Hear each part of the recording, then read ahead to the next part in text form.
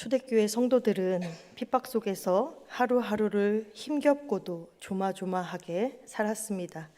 그럼에도 불구하고 그들이 당당할 수 있었던 까닭은 곧 오실 주님을 확신했기 때문입니다.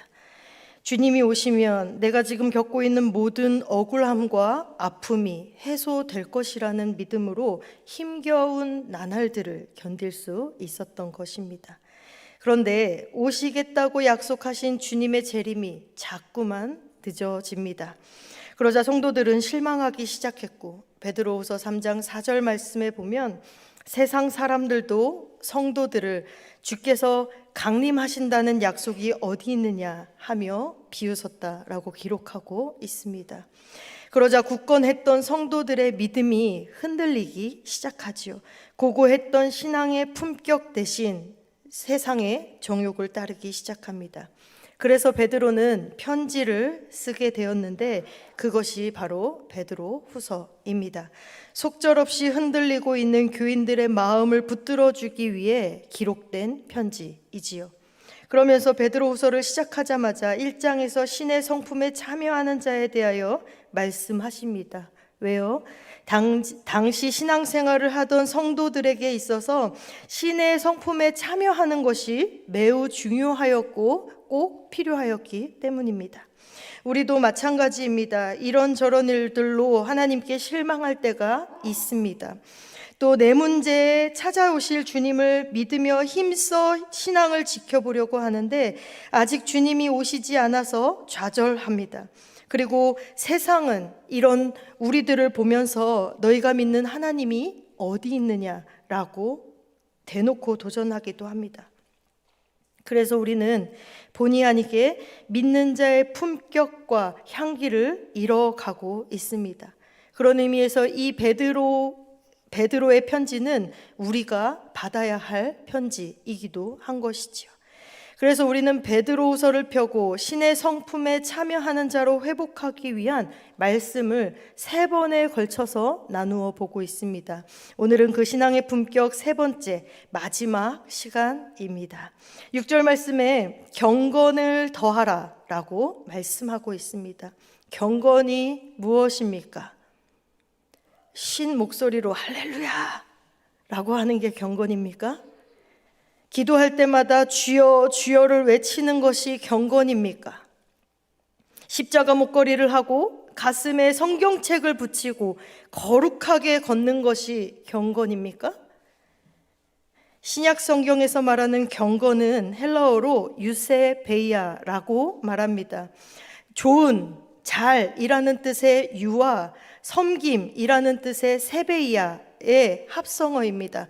그러니까 경건은 잘 섬기는 것을 말하는 것입니다. 구약에서 말하는 경건은 이보다 조금 더 적극적입니다. 히브리어로 하시드라는 형용사입니다. 우리가 잘 알고 있는 헤세드이지요. 긍휼, 사랑이라는 뜻입니다. 그러니까 하시드는 형용사이기 때문에 경건이란 긍휼이 있는 사랑하는 이라는 뜻을 가지고 있는 것이지요. 신약의 경건과 구약의 경건의 단어를 종합해 보면 긍휼한 마음으로 섬기는 것, 그것이 경건인 것입니다. 그래서 야고보는 야고보서 1장 27절에 이렇게 얘기하고 있어요. 하나님 아버지 앞에서 정결하고 더러움이 없는 경건은 곧 고아와 과부를 그 환난 중에 돌보고. 아멘. 사도행전 10장에서도 우리는 경건의 사람을 만나볼 수 있습니다. 잘 알고 있는 고넬료이지요. 가이사랴에 살고 있는 고넬료는 그곳에서 로마로 구성된 특수부대의 백부장이었습니다. 로마 장교였지요. 그런데 그 성경에서 그 고넬료에 대해 이렇게 소개하고 있습니다. 사도행전 10장 2절의 말씀입니다. 그가 경건하여 온 지방과 더불어 하나님을 경외하며 백성을 많이 구제하고 하나님께 항상 기도하더니. 아멘. 고넬료에 대한 사람들의 평가가 무엇입니까? 하나님을 경외하는 사람이다. 많이 구제하는 사람이다. 항상 기도하는 사람이다. 였습니다. 고넬료는 전쟁에서 공도 세웠을 것입니다. 그러나 성경에서는 그런 설명을 하고 있지는 않습니다. 단지 하나님의 이름으로 섬긴 것들만 기록하고 있을 뿐이지요. 그런데 고넬료가 그렇게 긍휼한 마음으로 섬길 수 있었던 것은 고넬료가 경건하여라고 기록하고 있습니다. 긍휼한 마음으로 섬기는 자였다는 것이지요. 그리고 사도행전 10장 4절에서 고넬료에게 말씀합니다. 천사가 이르되 내 기도와 구제가 하나님 앞에 상달되어 기억하신 바 되었으니. 여기서 기억하신 바는 기념물, 기념비라는 뜻을 가지고 있습니다. 하나님이 보시기에 고넬료의 기도가 얼마나 아름다웠든지 그의 기도가 하나님께 상달되었으면 물론이거니와 그의 삶이 하나님 앞에 기념비로 세워졌다라는 뜻입니다. 도대체 어떤 기도였기에 이를 기념비처럼 세우셨을까요? 방금 읽은 사도행전 10장 4절 말씀에 답이 있습니다. 내 기도와 구제가 하나님 앞에 상달되어 기억하신 바 되었으니. 아멘. 기도와 구제가 병행되었기 때문입니다. 고넬료의 기도는 자기 욕심을 채우기 위한 기도가 아니었습니다. 누군가를 섬기고 구제하기 위한 기도였다는 것이지요. 이것이 바로 경건의 진수인 것입니다. 구제와 섬김 없이 기도만 하는 것은 기복입니다. 복을 비는 것이지요. 반대로 기도 없이 구제만 하는 것은 단순한 선행입니다. 기도와 구제가 함께 있는 것이 참된 경건인 것이지요.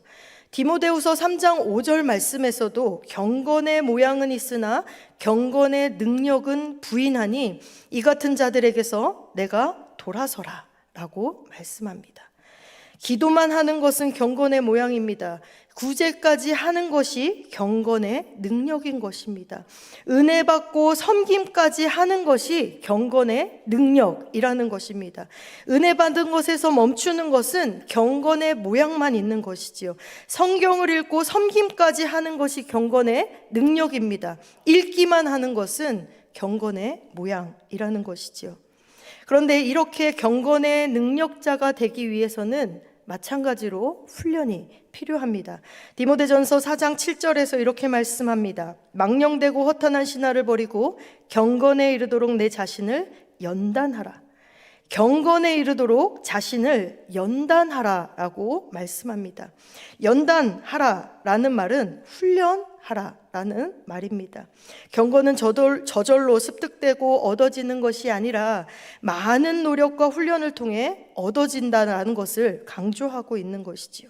저와 여러분이 이 경건에 이르도록 연단하고 훈련해야 한다는 것입니다.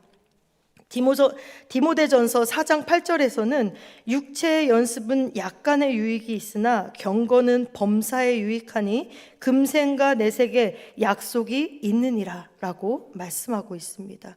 이 말씀을 믿고 경건을 훈련하는 저와 여러분이 되기를 바랍니다.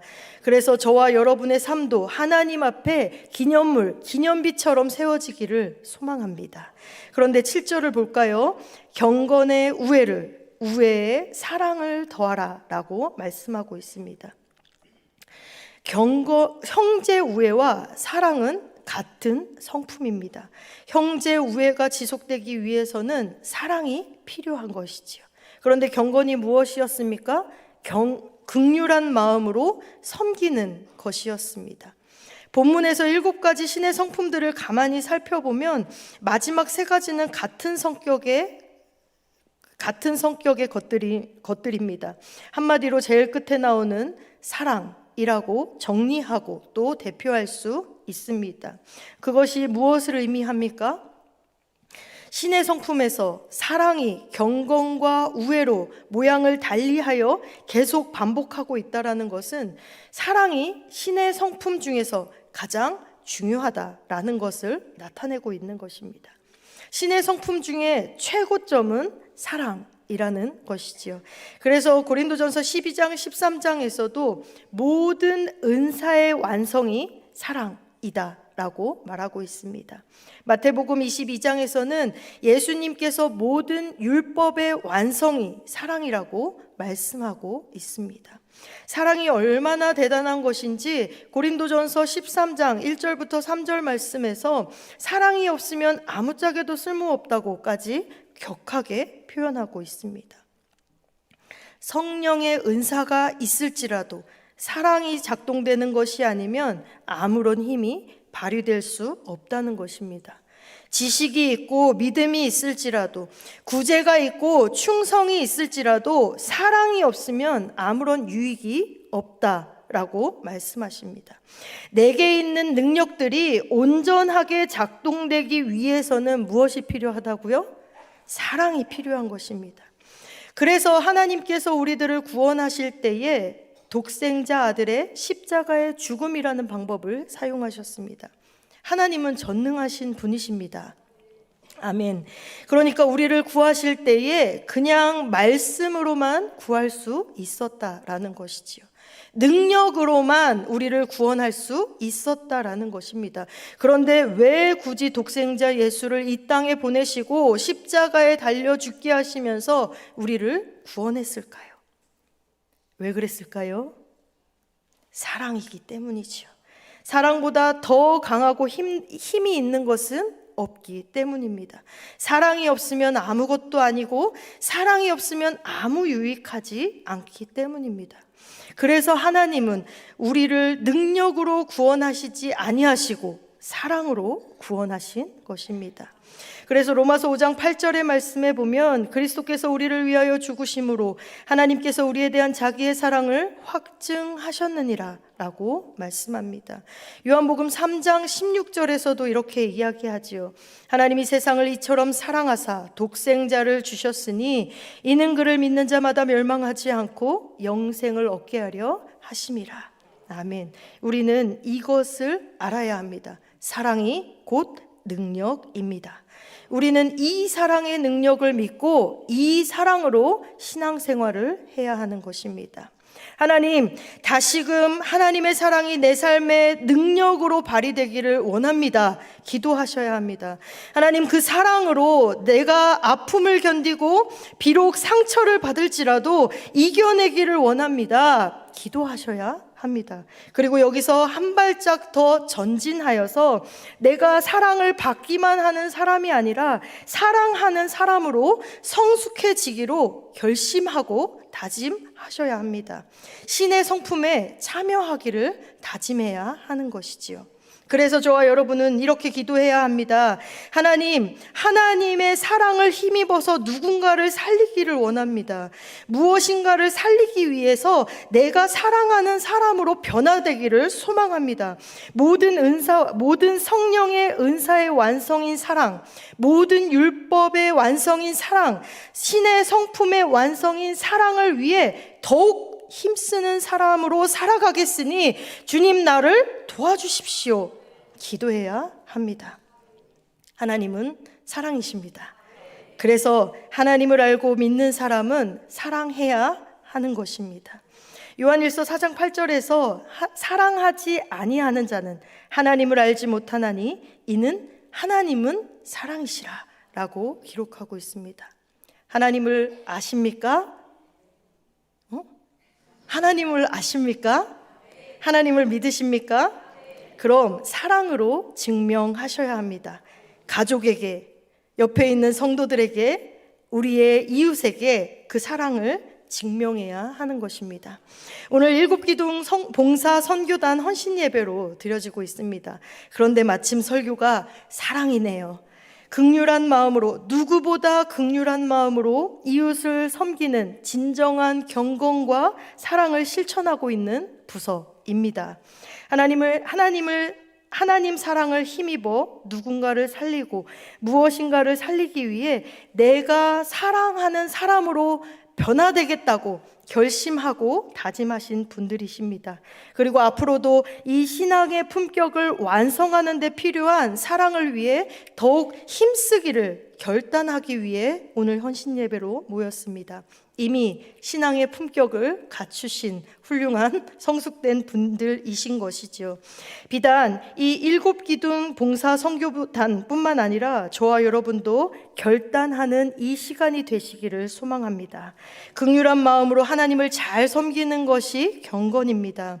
하나님의 사랑을 힘입어 긍휼한 마음으로 이웃을 살리고 무언가를 살리기 위해 사랑하는 사람으로 살아가겠다고 결심하는 것이 이 시간에 우리가 해야 할 일입니다.